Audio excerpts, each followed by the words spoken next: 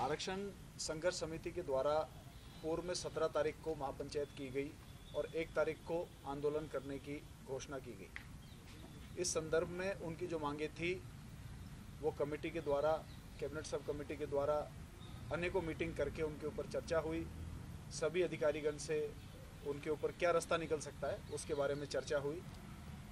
उसके ऊपर निष्कर्ष पे पहुंचकर आज संघर्ष समिति के सदस्यों को आमंत्रित किया गया सरकार की तरफ से कि आप आएं और टेबल पर बैठकर जो भी बातें हैं वो चर्चा करें, लेकिन उनकी तरफ से कोई रिप्रेजेंटेशन आया नहीं।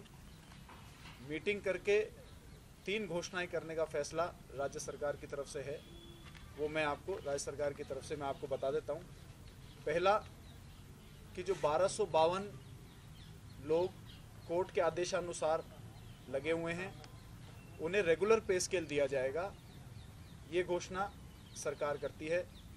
दूसरा, 3 व्यक्ति श्री कैलाश गुजर, स्वर्गीय श्री मानसिंह गुजर, श्री बद्री गुजर, इनकी आरक्षण के आंदोलन के समय इनको गोली लगी थी और उसके कई सालों के बाद में उनकी मृत्यु हुई। मेडिकल बोर्ड्स ने और सब जांचों ने बताया कि उस गोली की वजह से मृत्यु नहीं हुई, लेकिन फिर भी उसकी मांग है। तो मैं निजी तौर पर सामाजिक सहयोग से ये जिम्मेदारी लेता हूं कि उन तीनों के परिवारों को 5-5 लाख रुपए सामाजिक सहयोग से इकट्ठा करके उन पीड़ित परिवारों को, क्योंकि वो परिवारों की आर्थिक माली हालात ठीक नहीं है, इसलिए उनकी ये मदद 5 लाख की सामाजिक सहयोग से करी जाएगी। तीसरी घोषणा, नवी अनुसूचना के लिए पूर्व में भी प्रदेश सरकार लिख चुकी है भारत सरकार को, और अब ये फिर से फैसला लिया गया है कि तुरंत प्रभाव से तत्काल एक लेटर, रिकमेंडेशन लेटर, ताकि नवी अनुसूचित में इस आरक्षण को इंक्लूड किया जाए भारत सरकार के द्वारा, ये हम लोग तुरंत प्रभाव से भेज रहे हैं। ये तीनों घोषणा करने के लिए हम आपके सामने हैं। उनकी जो मांगे थी उनके ऊपर प्रदेश की हर लेवल के ऊपर अधिकारीगण में कमेटी ने चर्चा कर ली है और जो रास्ते निकल सकते थे उन रास्तों को निकालकर आज घोषणा कर दी गई है।